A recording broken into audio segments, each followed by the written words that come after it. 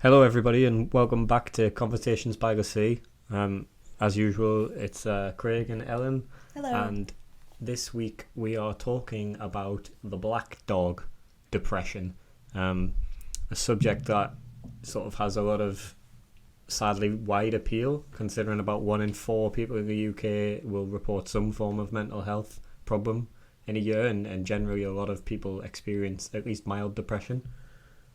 This week in particular, we're talking about it because Ellen and I have had quite a rough week with, I think, the third lockdown sort of Yeah, it's starting to take its toll, isn't it? grinding on, and both of us have experienced real down days. So we're going to talk about depression, low mood in general, and strategies we've developed to cope it. As always, we're going to caveat this with neither of us are mental health professionals, and if you're in some form of crisis, ring the Samaritans. They're free and really helpful, and contact your GP as well, because it's not something to mess around with. Deep depression is very dangerous.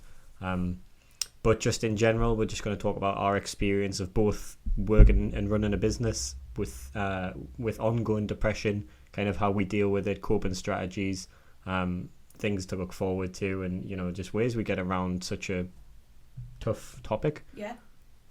So I guess to start with, what we're going to talk about in general is both of our experiences with depression. Both of us have been diagnosed, sadly, with genuine, clinical depression at times, which is different, I suppose, to what people think of as, just feeling really bad sometimes. So yeah, that's a good topic to start with. Like, in your opinion, what's the difference between like being sad, like feeling sadness, which is a genuine emotion that every human being feels, and depression? So, I mean, controversially, I don't actually think like hugely different. I think that a lot of people try and invalidate people that have. Oh yeah, like mental health gatekeeping. Yeah, it's like, oh, you don't know what depression's like. You're just sad. You get that sometimes, almost people being like champion, like as if they've got some kind of cross to bear because they've suffered depression. The difference, obviously, is that with depression, there's often no trigger at all. Or no necessary thing that sends you spiraling down. And I often think of, me and Ellen often talk about the analogy of drowning, and not being able to kind of break the water. So with depression, it's kind of, you can't see a way out of that sadness. It's like an endless cycle that just goes downwards and downwards. And for me, it always goes downwards to like, okay, so I'd be better off dead, or I'm too scared to kill myself, so I'd be better off just not existing. Yeah, it's like a kind of wanting to just not be for a bit. Yeah, I like guess. state of non-existence. I would also say, like in my experience, like the difference between sadness and depression is that like sadness is feeling something, and in my personal experience, depression is a lack of feeling anything. Like it's like it's more of an ambivalence towards everything. You'd be like, well, I wouldn't, I don't really care if this happens. I don't really care if that happens. It's hard to put into words, but it's not the same as feeling sad. Although sadness is something that happens, but it's definitely more of a void, which is, I suppose, why people call it, the black dog and stuff. And the black dog analogy is, I mean, I put some notes about it in the show notes and in the description, but it's the idea that if you experience depression, it's reasonably, it's like ever present. And I'm not saying that you're depressed in every single moment. But the analogy, I think, if I remember correctly, is to do with the size of the dog. So sometimes the dog in the room is like huge, and then sometimes it's just small, but it's there, but you can cope with it. So it's that idea of like ever presence, and it sticks with you for years and years and years. Whereas sadness might be just a reaction to, not just, but it could be something has happened and that has resulted in like a period of low mood. But then I also think that depression can be something you could just have for 6 months, and then you could be a mentally stable person. I don't know if you agree with this. Lose your job, experience depression for 6 months or so, not be prone to it, and then move on with your life and not ever have it again. Yeah, I do think there are people who can do that. I think I'm kind of jealous of them, to be honest, because ever since I was a teenager, I've struggled on and off with like cyclical depression that comes back, and I feel you're probably the same. Whereas some people, can. I've got a friend who had a really bad period, but he's sort of come back around now, and he kind of looks back and thinks. I remember him saying to me a few years ago, like, "Oh, I don't know how I don't understand depression. Like I people can get sad, but I don't really understand it." And then like after he'd experienced it, he was like, "Oh yeah, okay, I get it now. Yeah, I never want to go back to that." But it's funny because for a lot of people, it kind of just sits there. Like you say, it's a black dog. It always comes back. I think the black dog analogy as well is good because you know how dogs always kind of like run home. Like the black dog always kind of returns to like sit by your fireside if you know in a kind of in an uncomfortable way. Yeah. Like it's not a comfortable thing. You'll come back and you'll sit there and you'll live with them. It's like having a pet in a way. You come to own your depression a little bit, and it becomes part of you, and you have to learn how to navigate it. You kind of have to experience it. Like that's the most important thing, and that's one of the things that Matt Haig talks a lot about in his books, like Reason is to Stay Alive, which is a great book about depression. And it's like the idea that you can't fight against depression, and anxiety is the same actually, and you'll only ever start to see results or a change when you just sit and be like, okay, well today I'm depressed, and just kind of exist in that. And I'm nowhere near, I don't think I'm like at that stage where I could just be like, I'm depressed today. I always fight against it because it's in my nature, but it's sitting with the feeling is the hardest. We're jumping about a lot here because we haven't really got a huge structure, but I think personally, do you think that that's like quite hard to just exist in the feeling of whatever you're feeling in that moment? Yeah, I think it's different for us because of our natures. So you're obviously very, very like productive, and you know you beat yourself up when you're depressed. You beat yourself up about not getting things done that you want to get done because you're so used to getting so much done. Mm-hmm. I think when I experience depression quite heavily, it just turns into like strong burnout, probably related to the ADHD. If you can hear noises in the background, by the way, it's Potter. He's asleep on the chair. If you're on YouTube, you'll see him there in his pajamas. And he's like started dreaming, and he's making like lots of strange noises. His little face is twitching. He's like twitching. So if you start hearing any kind of like rat noise, like we've also got two black dogs, but neither of them are depression. They're just nice, cute greyhounds. Perfect antidote to depression, to be honest. Yeah, Harmony's lying in the hallway asleep as well, and seeing her asleep just breaks my little heart. Oh my god, she's so cute. Isn't she? Anyway, do you want to talk about how the pandemic has changed our mood? So, I mean, I want to go back. I suppose to go back, you were saying that you had depression since you were, am I right in thinking about like 12, 13 was when, I mean, you've always kind of been very existential, worried kid, but like I think both of us were worried kids. Like I look back on, I found my nursery school report so I would have been like 3 or 4, and the biggest thing in it was just like, what, like she's just so worried about everything. And like, I think we're both those kinds of kids that just felt like we were carrying like the weight of the world on our shoulders from a really young age, even though we had really, privileged upbringings and we weren't carrying any weight. Like there was always food on the table in both of our homes. There was always the heating on, there was always shelter, but yet we still felt like lying in bed at night thinking, one day I'm going to die.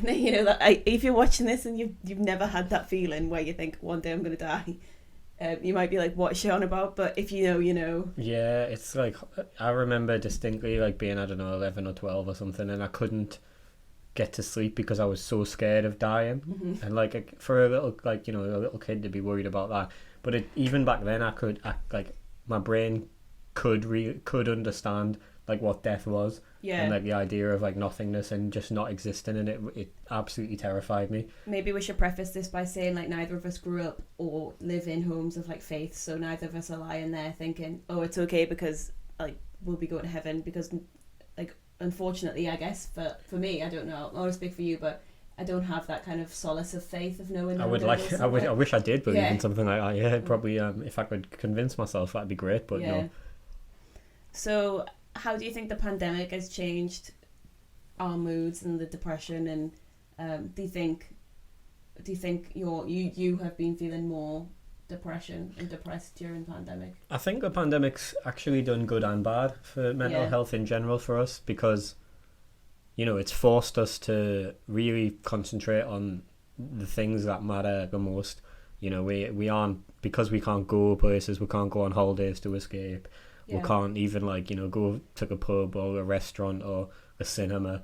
Like, you are just forced to kind of live slow and live little, and we talked about it a little bit in the past episodes, but having the dogs and stuff, and just making you focus on the little things has been good. Yeah, like choosing the next book you're going to read, or painting your next Warhammer model, or like picking a movie. We're going to mention that every podcast. Well, yeah, it's one of the biggest, like, from my point of view, it's been one of the things that's like really changed your, obviously we talked about ADHD, but I've never seen you focus on anything for so long. Yeah, without picking your phone up, without going on something else, you just sit there and you do it. And I think nice to do a non-screen like activity. Yeah, and because it's a non-screen activity as well, you just like your eyes aren't as strained, and yeah, but so I suppose that's been a big thing for us. We've just been trying to like live slow and experience, but then equally like that's totally sugarcoating it, because in reality we're at home all day every day together. We work from home, we live at home, we don't go anywhere except to walk the dogs, which is honestly, I don't know how people do it without dogs.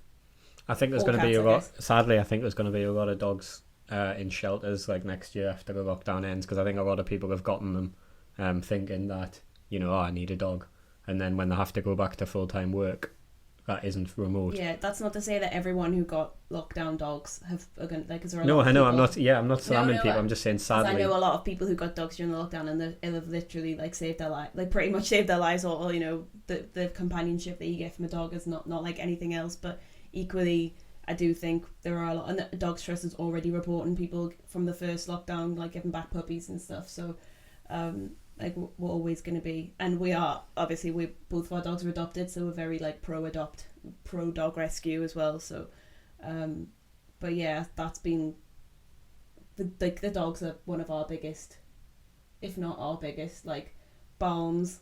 I think with depression in general, having something that like that, not really an obligation. Do you mean like, are you going to refer to like Ricky Gervais Afterlife? Yeah, like a thing to just keep you, like dogs are the best example I can think of, is like something that kind of keeps you going because it needs you to survive. That's exactly what, like, if you haven't seen Afterlife, I mean everyone's seen it now, but it's a very I think there are funny aspects with it. I guess it's a dark comedy, but he's suicidal at the start, and he keeps trying to think about killing himself, and then the dog needs the next meal, and it's like, this is exactly how, especially back in 2019 when my mum passed away, like there were so many days where I would wake up and the last thing I wanted to do was get out of bed, but then every single day Potter was needed to go to the beach several times a day, because Craig was working like in an office at that point, so I did all the kind of morning and afternoon dog walks, whereas now we share them, all go together.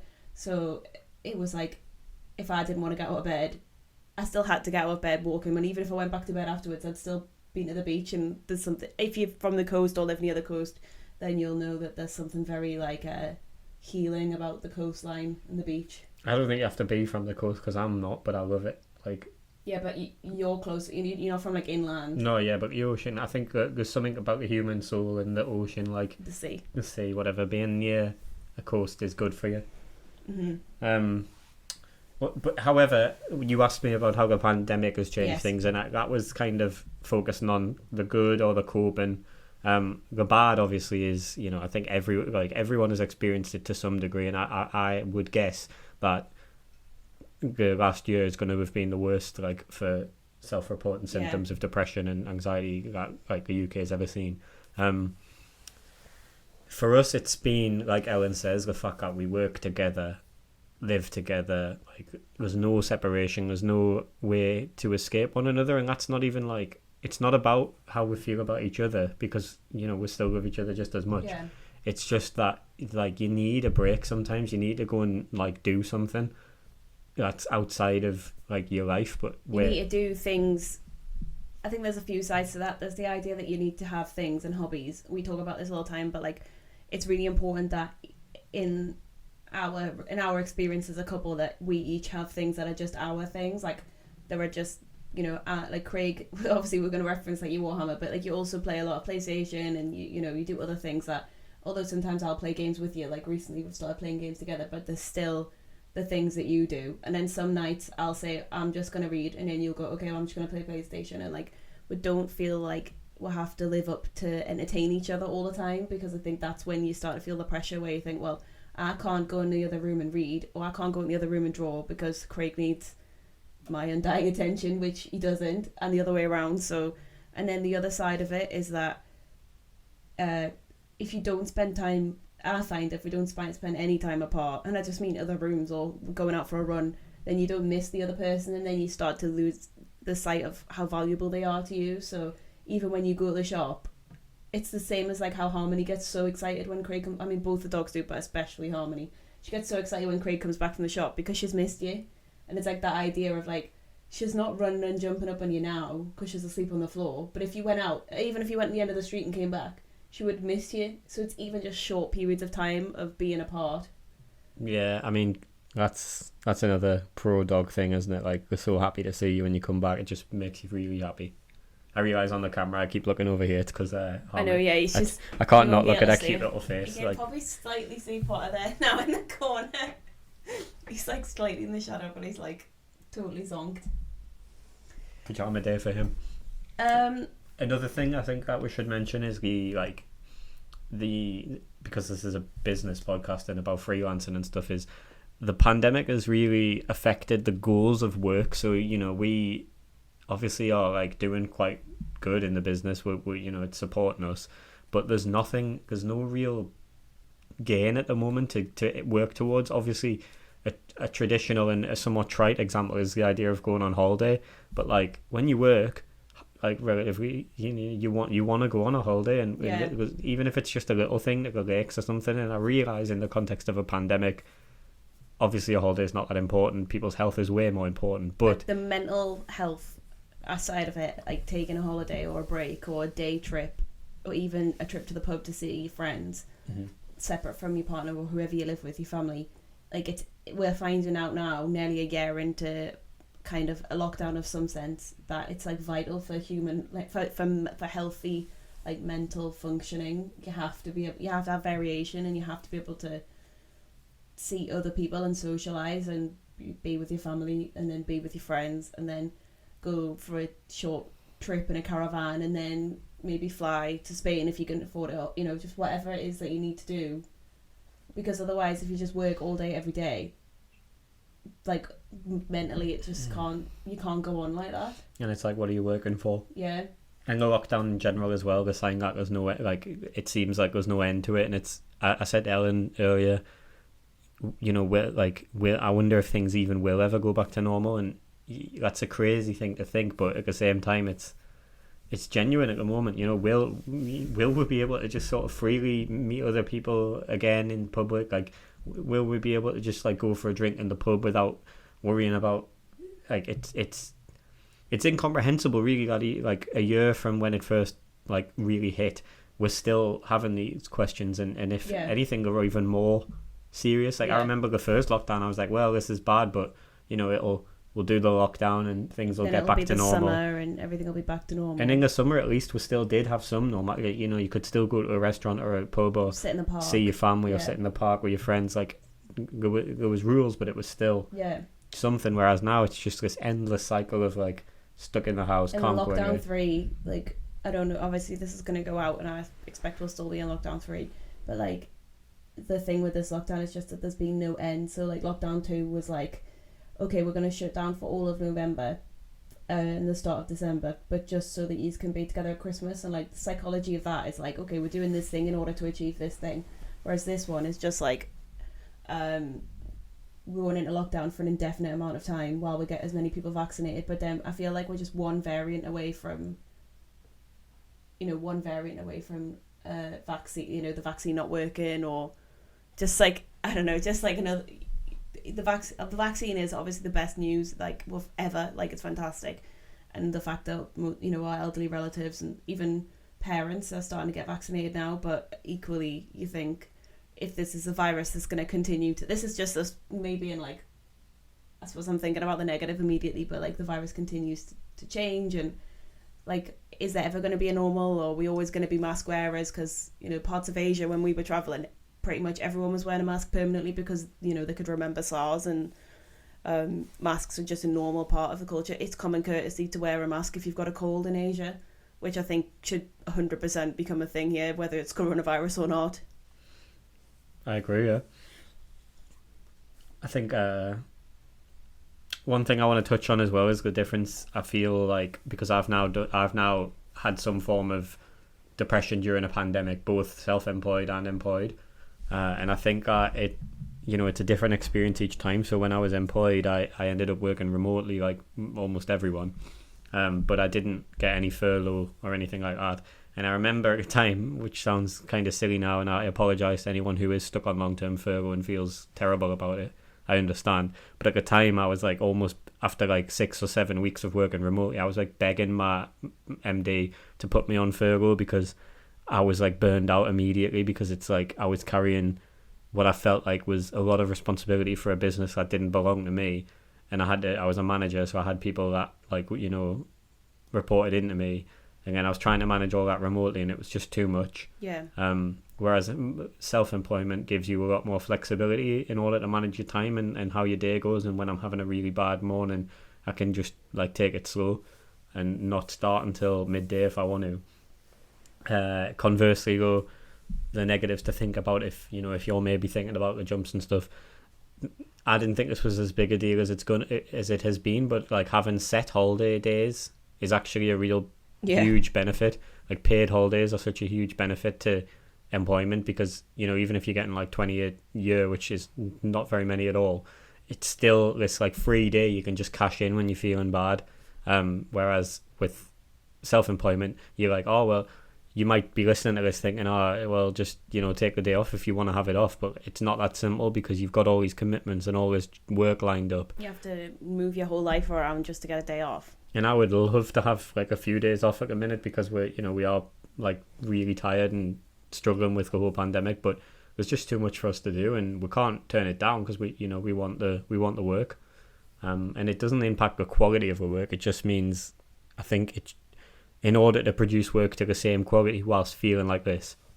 Okay, so do you want to talk a little bit more about, or we can talk about some ways that, well, I suppose we've talked about ways of coping with depression, which is, be with pets if you've got pets or small children. I think kids are really good as well, because they're just like so innocent and like without like just the simple joy of seeing a kid play with something, or seeing a dog chase a ball, or unless it's partner, and then chasing a ball's normally an aggressive experience. But what else have you got recommendations for coping?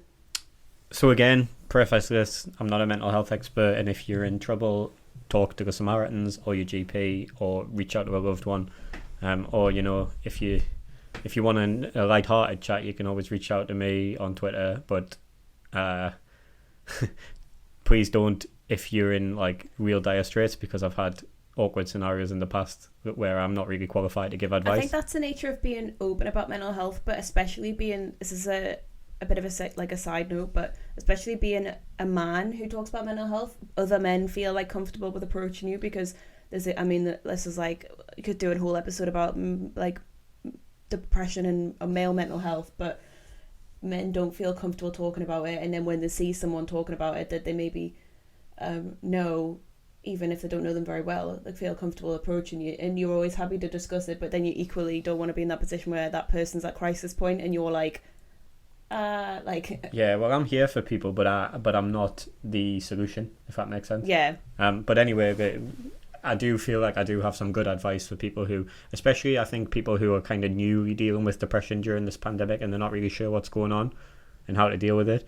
So first and foremost, I think the most important thing is to be kind to yourself and to recognize that like what you're going through is normal. People have suffered from depression for thousands of years. It just hasn't been well known. Yeah. It's a real change if you can mentally like forgive yourself for how you're feeling. I think a lot of people won't acknowledge it, or they'll bury your heads in the sand and think, oh, I'm not allowed to be depressed, or I'm just really sad. It's not depression. Especially people who have other people that rely on them, mm-hmm. like whether you're a parent or a grandparent, and if you're maybe older. Because I do think our generation, like we're both millennials, and I think our generation are pretty open about mental health, and I think Gen Z are even better. But I think older people who are not, have always been told, just chin up, just cheer up, just get on with it. People rely on you. It can be really hard to just be like, okay, I'm not in a good place, and then try and take a step back and, like you say, be kind to yourself. I think just understanding like what you're going through and being like forgiving yourself and just allowing yourself to feel the way you feel without having to sort of put any pressure to feel a different way. If you feel lousy, it's okay to feel lousy. Like, you don't have to immediately find a solution. Just learning to exist within the depression is an important step. That said, I think also what's important is, and it's a stereotype, is to try and do some kind of physical activity, because it's a scientific fact that, like when you exercise, you release dopamine and endorphins. Sorry, not dopamine. That's a reward thing. But so you release endorphins when you exercise. Exercising when you have depression, though, and people that go like, oh well, just exercise and you won't have depression, is stupid, because sometimes even just getting out of bed is too hard. Yeah. So what I'd say is just try and do something, even if it's just walking around the house or walking up and down the stairs a few times if you can catch like 5 minutes of activity in a day where you're like, right, okay, I'm going to do it. Just run up and down the stairs. Do 10 squats while the kettle's boiling. Yeah, just do something, because like as soon as you get moving, it helps. Yeah. I'm my own worst enemy at this. I've always been a fit and healthy person, and I've been into like combat sports for over 10 years now, but there'll be weeks go by sometimes where I just don't do anything because I get like really down, and just breaking that habit is hard, but as soon as I do, I always feel slightly better. Yeah, totally agree. What about, I've got more, but what are some of yours?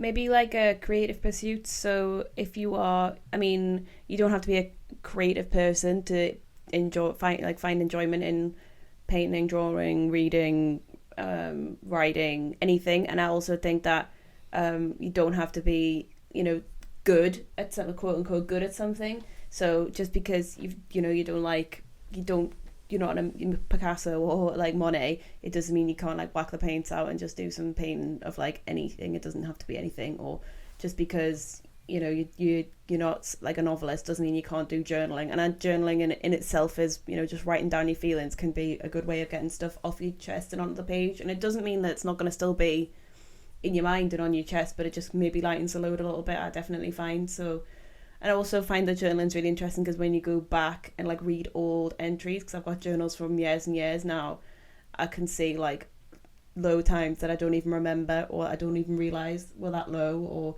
and that all that does to remind you is that like this too shall pass. So like if I've written an entry in April 2019, which was when my mum died, about how bad things were, I think, well, if I could survive that, then I can survive a miserable day in lockdown, because I couldn't so it's just the idea that it's always going to pass, even though it feels like it's not. Yeah, I think that's really a good point. And what you touched on as well about creative pursuits, I think my broader advice would just be to indulge in the things you enjoy. It's okay. And even if it's not something it's like that gatekeeping thing of I'm saying like a lot, but even if it's not something that's like seen as being an intellectual thing, if your favorite thing to do is just like doodle. If your favorite thing to do is play Candy Crush, just play Candy Crush. It doesn't have to be like the most intellectual. You don't have to have an output. It doesn't have to have you don't have to have produced or created anything. But equally, if you love films, it doesn't have to be The Godfather. You can just watch trash. You can watch Mean Girls. It's on Netflix now. I think we've spent a lot of time in this lockdown just watching Pixar films and and The Office repeatedly, because it's all right to rely on the comfort things. Yeah. Obviously, it's dangerous if you get into a bad habit of overindulgence in stress eating and food. Yeah. Stress alcohol. Obviously, is a whole another episode probably to talk about. But it's really easy to fall into a trap of just especially when you're feeling really low, is okay, I'll just I'll have a drink every night, and then it just turns into a bottle of wine a night or whatever. It's important to have checks on yourself for that as well. I think that's the difference with that and getting a nice takeaway once a week, or getting a cake, or it's moderation, but it's also how you feel afterwards. So having a couple of glasses of wine, you feel fine afterwards. But if it becomes a daily thing and you're getting a takeaway every day, or then you'll start and realize that you're not doing it for the benefit. You're doing it, you end up lower than when you first started. So it's just about moderation, because alcohol's we drink alcohol in moderation. We eat junk food, vegan junk food. So yeah, it's just about moderation, I guess. But even some weeks, obviously this week, I feel I've drank from Wednesday to yesterday, like, so 4 nights in a row, and it's only a couple of beers a night, but it's like, it's just, I've recognized that that's happening, so I'm gonna stop and have like a week off now.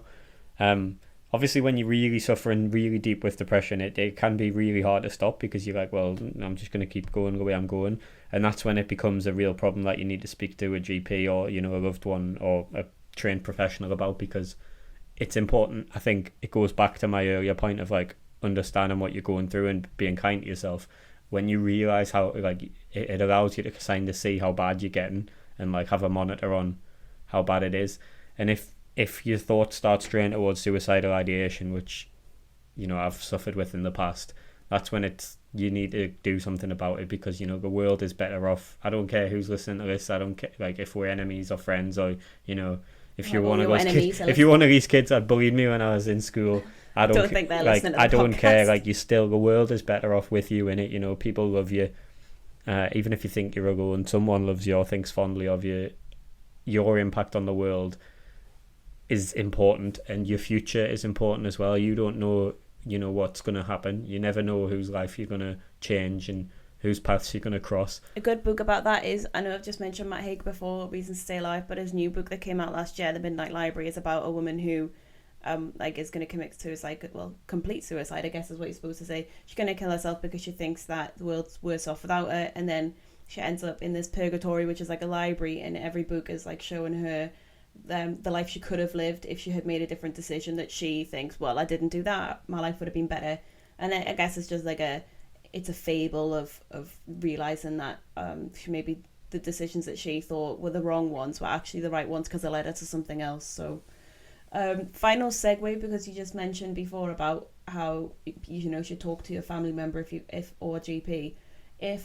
What is your like recommendations or advice for somebody who has never been depressed, doesn't really necessarily understand depression, but a loved one or a friend has come to them and said, I think I'm depressed? What's your advice? Like, what would you say is a good thing for them to say, other than the obvious, go to doctors, ring Samaritans and things like that? But or maybe we should preface that with like what you shouldn't say to someone who's depressed. Yeah, I think that's the easiest one, isn't it? What you shouldn't say. So like, some of the worst things you can say to people are, cheer up, it's not that bad. Like, other people have got it worse.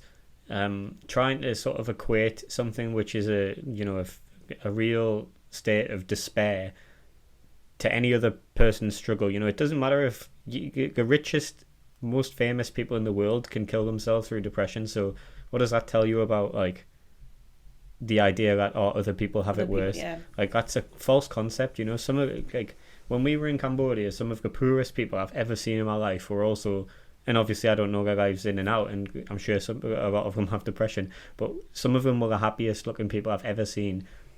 And like we say, even people like Carolyn Flack and stuff, yeah, just like completely destroyed by other people's opinions. So what's important when you're talking to someone with depression is to just be there for them and just go gently, just understand, be gentle. It always reminds us of that film Big Hero 6. Yeah, there's like that famous photo from it where he's being cuddled by the like big soft creature whose name I've forgotten. Baymax, yeah, Baymax. I can't remember what he's called, but yeah, I'll take your word for it. Anyway, and like, I often think of it like that. When Ellen's depressed, I just try and be there for her and make her cups of tea and help her. I think just help people see through the depression a little bit. Like, remind them that like life still has meaning and like things are still worth just doing. Like you say, make them a cup of tea or ask them if they want to go out on a walk. If they haven't got a pet, like send them pictures of your pet. just be there for people, be present for people, like understand that what they're going through is something. And don't try and change it either. So don't say like cheer up or and if some of your efforts, so if you go out on a walk and the person's still like terrible mood, don't like feel disheartened because you didn't solve it and like you weren't the one that, we just need to make a nice meal for them and they'll be happy again, because like you're going to be like, the thing that you've done has made such a huge difference to that person, but it might not, it's still not going to maybe change the chemical imbalance in their brain. Yeah, I think on that there's a big note of like, be there for people, but you also need to have like a limit in the way where, you know, if things are becoming like, if someone's life or death is in your hands because they've got suicidal ideation, you know, that's not okay. They need to reach out to like an actual professional, and you can encourage them to do so. But remember, like, you know, it's not on you if you're there caring for someone that's depressed and like something terrible happens. It's not your fault. Again, this is veering too much into like us dispensing like professional advice, but we don't. The lens for me is looking after Ellen when she has it, and vice versa. Yeah. You know, when we our have only down days. experiences are like each other's depression, which are like we have depression, like we have it slightly differently, each of us, but then there are other people, third, fourth, fifth people other than us, who will have different variants of it. And some people have like mood swings where they go up and then they get manic, and like neither of us I mean, you sometimes have mood swings, but you definitely don't have like mania or aggression. And then some people have you know, suicidal ideation, some people, which we like neither of us have at the moment, or have had for quite a few years. So I think it's just the idea that try to understand it. I also think it can be good to read about it if you're, so like if you don't have it and somebody comes to you and says, or you think that person might be experiencing it and they haven't come to you and said it, but you think, oh, that person seems a bit depressed, just read about it on Mind, and like go on, your Mind's a great website, go on there, read about it. There's a whole section there, I believe, dedicated to like being there for somebody. So it's just about a balance, really, about being there for somebody but not putting yourself at risk or putting yourself down for that person, I guess. Yeah, and it can be really hard when you're in a relationship, I suppose. Sorry, I don't want to interrupt you. Just something just reminded me of, like, obviously in that scenario, one of you is depressed and one of you isn't. But what about when you're both depressed? Yeah, and I think when you're both depressed, again, it's that importance of like just being kind to yourselves and understanding what's going on. Like, because you and I are like familiar with depression, the times when we do match up and both feel depressed, it's still in, like, because we've got knowledge of it, it's enough for one of us to sort of go, right, you know, we're both just really low, like, let's try and just do something today to take our minds off it or cheer us up, you know, whether that is like an indulgence, like a takeaway or having some beers, or it's like a physical thing like going out for a walk, just doing something like that. But again, I think it's just really important to recognize what you're going through, more than anything, like, because especially right now, that's the first step. You are in, like, wherever you're listening to this or watching this from, even if you're in a place that isn't in a lockdown, and you know, somewhere where the COVID cases aren't quite as bad as they are here in the UK, you're still experiencing a global pandemic. You still look at the news every day and see that there's a number of people that have died, and it's the weight of those. I think it'll take many years and generations before we really see. It's about like the Second World War, where it was only all those years later is when you started to see the real mental impact that the silent generation and the baby boomers like had on them to experience that, whether however old they were, like as children or as adults. Yeah, I mean, that's not equating us. We're not equating the Second World War with. No, what I'm saying is that, like, when you live through I can just see people being like, you know, like, get your houses bombed. What I'm saying is that, like, when you live through a global event or a national event or, you know, a citywide event, a bombing or a shooting, the mental effects long outlast the actual event. Yeah, definitely. I think we'd be remiss as well, before, obviously this is getting on a bit long now, but this whole episode's been about depression, and I think we should probably touch on medication a little bit. So obviously a lot of people who have very low level depression or depression that just comes and can go, might not ever need to take medication, and or they might just take it for a bit. There's a wellness movement obviously dedicated around, like, you know, being anti-medication and saying natural remedies are better.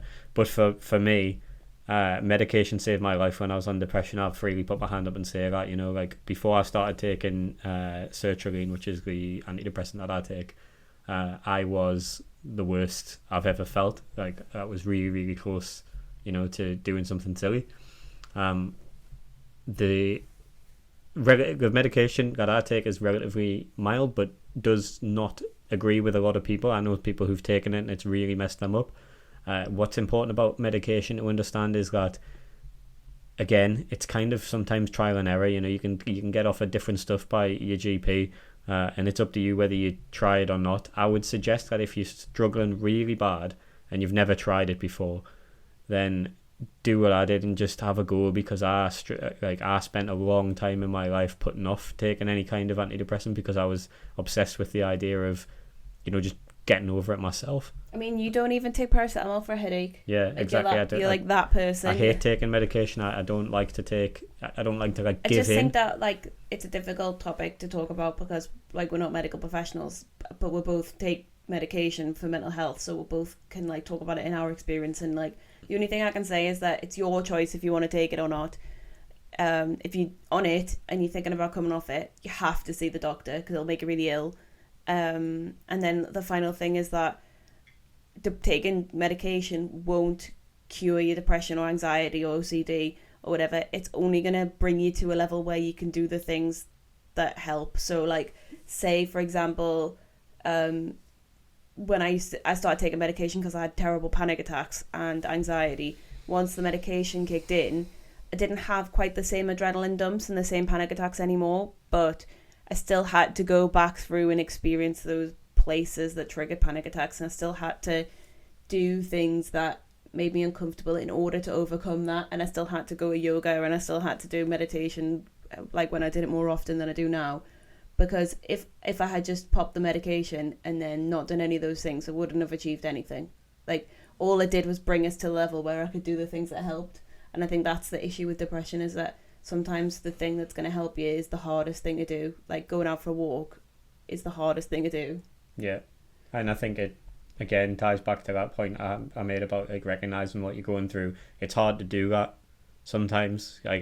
Sometimes it's hard to just get your head out of the water, which is that water analogy that I think is really good for depression, where it feels like you're drowning and you can't quite get up. The medication is almost like a something to grasp to pull yourself over, and then the rest of the work, the swimming and good paddling to get back, is still you. It's a good analogy. Yeah, but that's not to say that it's going to be the same for everyone, because we're not giving any kind of advice. And if you've tried medication and it's not worked for you in the past, that's fine. Don't start going back to it. You can get, if you're in the UK, you can get talking therapies. You can get free therapy on the NHS. I think you get 6 weeks or something. It just takes a long time. Well, it doesn't actually for depression and anxiety. It has for me. Whenever I've been referred with, it's taken ages. Oh, recently they've started doing things different online tools and apps and stuff that you can use, and activities that you can do. So don't let Craig's whinging about the NHS put you off from going to the doctor. Very pro NHS. I know, but I don't want people to be it's going to take ages, so I'm just not going to bother. No, it's definitely worth doing. I just mean you'll be offered medication faster than you would be offered counselling, which is not a good thing in my opinion at all. I think it's just based on how easy it is to prescribe something versus how the commitment to getting someone into therapy. But Ellen's right, like I said before, if you're struggling really badly, you need to reach out to someone, and there's no better service really than the NHS. Well, I think we've talked for long enough now. We're on nearly 45 minutes. This is the longest episode that we've done so far. I think we've got a lot to say about this because both of us have suffered from some form of depression for so many years. There's so much I could say more about it, the idea of the poison parrot is a big thing that I'd like to talk about at some point, but it's probably more anxiety based. The during this pandemic, things are harder than they've ever been. So when everyone's swimming uphill at a moment against these swimming uphill. Yeah, well, swimming against the tide, swimming against the current. Yeah, and just remember that things are hard at the moment. There's no way out of it. You just gotta recognize what you're going through, and lean on your support network and reach out to us if you need to. But reach out to reach out to us if you want to. Sorry, I meant more. I didn't mean us. I meant reach out to people. I'm thinking of the Discord chat for some reason. Oh yeah, if you're a freelancer and you're not in our Discord chat, then you can join. We've got over 100 members now, and all freelancers from all over the world, actually, not just the UK, and not just copywriters either, lots of different disciplines. So we get work referred in there when people have got too much work, and then also there's a whole area to get things off your chest and to not complain, but to kind of just get advice about difficult clients, and sometimes to complain. You just need one sometimes, don't you? So well, it's an isolated job, isn't it, being a freelancer? Yeah. And it helps bring people together a little bit. So yeah, join the Discord chat. I'll put the link of that into all the various areas, and I guess that's it from us this week. What are you laughing at, Potter? Potter, he looks I'm not sure if you can see his actual. I think you can just see the top of his snoot and his like candy cane pajamas that he's got on. He's doing that little grin that he does when he's asleep. Like. Potter doesn't experience depression, does he? Well, actually, to be fair, sometimes he does get pretty. He's very mopey, yeah. He's a strange creature. That's it from us. If you've listened this far, then thank you so much. Next week we'll be on another topic that we had to decide because we're quite last minute deciders of content. Yeah, probably something a little more lighthearted, I'd imagine. Yeah, we can do that, and I'll put all the links to all the various places, including Mind and Samaritans and stuff in the comments, in the description as well. Yeah. Thanks for listening, guys. Thanks, kind guys. to yourself. Be kind to yourself. Recognise that, we're all going through this together in a way. Yeah, together but apart.